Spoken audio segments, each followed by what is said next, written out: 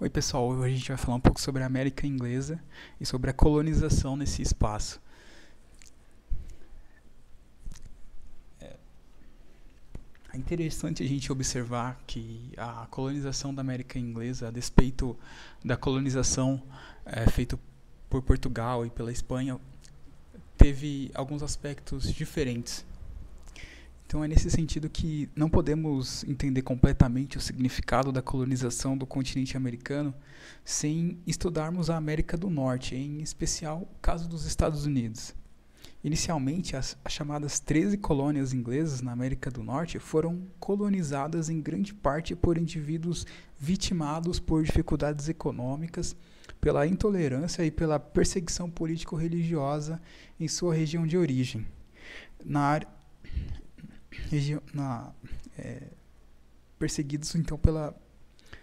Então são esses indivíduos que estavam sendo perseguidos na Inglaterra, né, os puritanos, ou mesmo os indivíduos pauperizados que a Inglaterra naquele momento estava em uma política que a gente vai falar também sobre, que é os cercamentos, que são obrigados então a sair do campo e ir para a cidade, e evidentemente na cidade não havia oportunidade para todo mundo, então esses indivíduos vão buscar no chamado Novo Mundo a possibilidade de uma vida nova.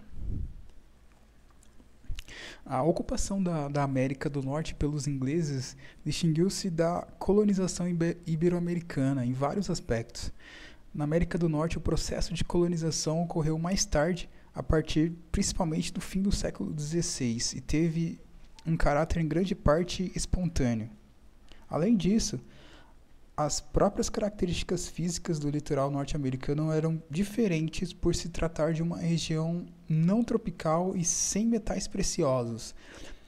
Então esses indivíduos precisavam, de certa maneira, procurar recursos para poder construir a vida no chamado Novo Mundo. Diferente da colonização ibero-americana, onde os metais preciosos tinha um fator preponderante e você tinha a busca por esses metais, na colonização inglesa isso foi totalmente diferente. Não havia a princípio esses metais. Na Inglaterra, a rainha Elizabeth I, que governou de 1558 a 1603, estimulou a construção naval e o comércio marítimo, no contexto da política mercantilista. O governo também apoiava outro tipo de presença inglesa no mar. No litoral do Caribe, os corsários ingleses saqueavam os galeões espanhóis repletos de metais preciosos que rumavam para a Europa. Quando a Inglaterra se lançou à conquista colonial no início do século XVI, o território da América tropical já estava sendo explorado por portugueses e principalmente espanhóis. Na América do Norte era necessário disputar espaço com franceses e espanhóis. E como a gente vai ver futuramente, em aulas futuras, já no processo de independência dos Estados Unidos, você tem a presença de espanhóis e mesmo franceses. Então, os Estados Unidos vai entrar em conflito posteriormente, né, o que vai se transformar depois, né, em Estados Unidos, porque até então seriam as 13 colônias, eles vão entrar em conflito com essas potências colonialistas da época. Mas isso a gente vai ver em aulas futuras. Quando os ingleses chegaram às regiões que hoje correspondem ao Arizona, à Flórida e ao Novo México,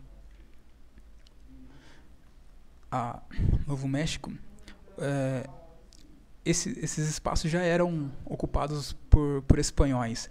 A criação de companhias de comércio na Inglaterra, nas quais o Estado apoiava a burguesia nacional, fortaleceu o grupo que tomaria a frente fortaleceu o grupo que tomaria a frente no estabelecimento de colônias no Novo Mundo. Além disso, fatores políticos como a derrota A derrota da nobreza feudal por Henrique VII e Henrique VIII é,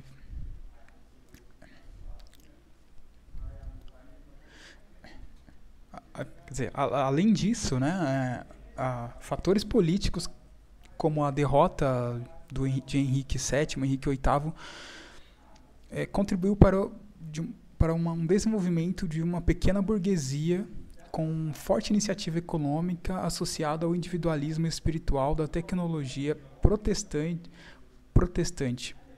Então é nesse processo de enfraquecimento da monarquia que favorece uma pequena burguesia, como a gente vai observar também em aulas futuras, quando eu falar um pouco sobre a Revolução Gloriosa, o que foi a Revolução Gloriosa na Inglaterra e como ela foi importante para restringir os poderes da monarquia e favorecer a uma burguesia nascente, uma pequena burguesia que estava se consolidando na Inglaterra naquele período.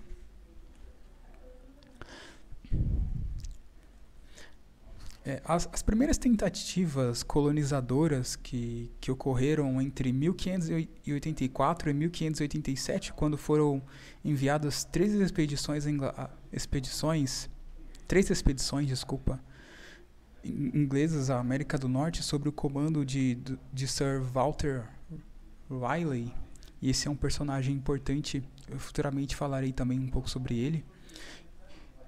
Resultaram em grande fracasso essas três expedições por causa da violenta reação dos povos nativos. Somente em 1607 a fundação da colônia da Virgínia, explorada por uma companhia de comércio que reunia empresários, acionistas e detinha o monopólio comercial e da colonização, iniciou uma era de viabilidade econômica para a ocupação e exploração daquela região. Um dos estímulos ao fluxo populacional da Inglaterra para a América do Norte, colaborado para seu povoamento, foi o processo de cercamento das propriedades agrícolas inglesas, o que gerou grande excedente demográfico. Expulsas do campo e não encontrando espaço na economia urbana, as vítimas dos cercamentos acabaram rumando para a América. Ao mesmo tempo, os crescentes conflitos políticos e religiosos dentro do Estado inglês estimularam a imigração de protestantes como os puritanos e os chamados Quakers, grupo dissidente dos calvinistas ingleses, fundado no século XVII. Ao enfatizar a soberania de Deus e a dependência do homem, o puritanismo chocava-se de frente com o espírito moderno de otimismo e individualismo confiante. Ainda assim, ao mesmo tempo, o puritanismo imprimia um poderoso ímpeto psicológico ao esforço individual. Os puritanos eram atletas morais, convencidos de que a vida correta era a melhor prova de que o indivíduo desfrutava a graça de Deus. A vida correta inclui trabalhar tão arduamente e ser tão bem-sucedido quanto possível em qualquer ofício mundano e qualquer negócio em que Deus houvesse colocado a pessoa. Animados por essas convicções, não era de admirar que os puritanos fossem altamente vitoriosos em suas atividades temporais, em especial nas circunstâncias favoráveis oferecidas pelo ambiente do Novo Mundo. Então é nesse sentido que os puritanos eles conseguiram enriquecer. São essas pessoas que vão para o Novo Mundo imbuído de uma religião, de uma crença que favorece o indivíduo a prosperar, porque o indivíduo puritano ele está tão convencido de que Deus está do lado dele, de que ele é predestinado, que ao prosperar isso é um sinal mais forte, é um sinal evidente de que esse indivíduo ele é um predestinado ao reino dos céus.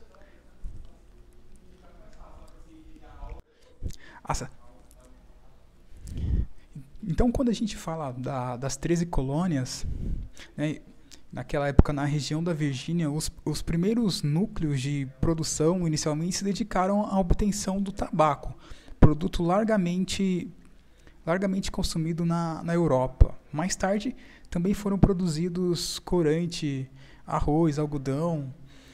Além da Virgínia, outras colônias se transformaram em grandes centros de produção agrícola, como a Geórgia, Carolina do Norte, Carolina do Sul, Maryland, entre outras. Essas colônias situadas ao sul do território inglês da América do Norte têm sido consideradas genericamente colônias de exploração, assemelhando-se às colônias portuguesas, no sentido de terem se fundado economicamente no regime de plantation, latifúndio monocultor baseado em trabalho escravo e cuja a produção estava voltada para o mercado externo. A colonização dos territórios mais ao norte, atuais estados de Nova Jersey, Nova York, Pensilvânia, Connecticut e Massachusetts, Rhode Island e New Hampshire, teve entretanto características bastante diferentes dessas outras regiões que tiveram uma característica mais de colônia de exploração. Nessa região concentrava-se boa parte dos colonos que sofriam perseguição religiosa na Inglaterra. O primeiro grupo desembarcou do navio de Mayflower em 1620 e fundou a cidade de Plymouth, em Massachusetts, núcleo inicial da Nova Inglaterra. Assim, chamada porque pretendia reproduzir as condições de vida da pátria dos colonos. Mais tarde, a Nova Inglaterra participou do comércio triangular entre a América, a Europa e a África. Ali, os comerciantes fabricavam rum a partir do melaço obtido nas Antilhas para trocar por escravos na África e vendê-los nas colônias de exploração do Sul e nas colônias do Caribe.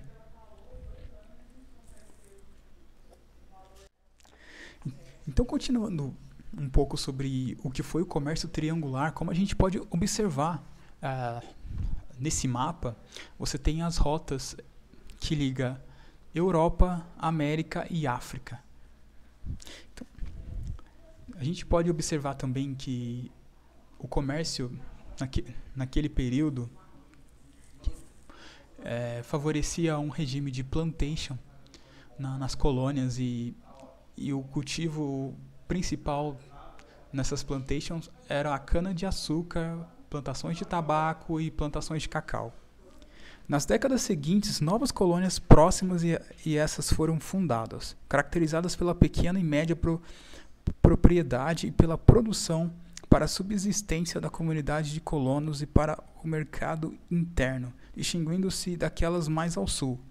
No início, havia grande pobreza nas colônias do norte, pois a população mal conseguia produzir o suficiente para se manter. Porém, no longo prazo, a chegada constante de novos imigrantes e o predomínio do trabalho livre acabaram por criar um mercado consumidor local, impulsionando a produção de diversos produtos. É importante observar que não se pode fazer uma classificação rígida entre colônias de povoamento e classificação rígida entre colônias de povoamento e colônias de exploração. Não é difícil fazer essa classificação rígida do que se enquadra então nesse tipo de colonização, uma colonização de povoamento e uma colonização de exploração. Assim como na América Ibérica, houve nas diversas colônias da América Inglesa iniciativas de formação de núcleos de povoamento, nos quais a produção estava voltada para o consumo interno e também atividades em que se utilizava mão de obra escrava e cuja produção estava voltada para o mercado externo. A grande diferença entre ingleses e ibéricos em seus domínios americanos consistiu na forma como as coroas metropolitanas se impuseram no processo de colonização. Diferentemente dos espanhóis e portugueses, a coroa britânica não exerceu uma fiscalização colonial intensiva no século XVII, em boa medida devido a conturbações políticas internas. E dessas conturbações políticas internas se deve justamente ao fato que na Inglaterra, nesse momento, está acontecendo esse processo no qual a burguesia nascente está ganhando cada vez mais poder. Você tem a Revolução Gloriosa, que restringe os poderes da monarquia e favorece essa burguesia. Vale lembrar que é nesse período que você tem a Revolução Industrial também. Em boa medida devido a essas conturbações políticas, sem um forte controle tributário, os colonos da América inglesa puderam dedicar-se a várias atividades produtivas e desfrutar de liberdade econômica e religiosa, mantendo poucos laços políticos e econômicos com a Inglaterra. As colônias do norte desenvolveram uma produção manufatureira e um comércio cada vez mais intenso e diversificado. A construção naval progrediu, tornando possível maior articulação entre as colônias. A obtenção de itens externos e até comércio de longa distância que envolvia o Caribe, a África e a Europa. O controle intenso sobre a colônia, tão característico do colonialismo ibérico, não esteve presente na colonização inglesa na América do Norte, desde sua fundação. Jamais houve um efetivo projeto normativo inglês de colonização. Ao mesmo tempo, os intensos conflitos políticos internos na Inglaterra do século XVII, como a Revolução Puritana de 1641, a posterior Guerra Civil e a Revolução Gloriosa de 1688, contribuíram para afrouxar os laços de dominação. Na verdade, já existia certa autonomia econômica e política, pelo menos entre as colônias da Nova Inglaterra. Mais tarde, no século XVIII, a monarquia liberal inglesa assegurou estabilidade política ao país e a Inglaterra emergiu como potência mundial. Nesse momento, buscou-se uma redefinição do papel das colônias, sujeitando-as a uma política fiscal inglesa e impondo o fim de suas liberdades comerciais e políticas. Os conflitos daí gerados culminaram no processo de independência das 13 colônias inglesas na América do Norte.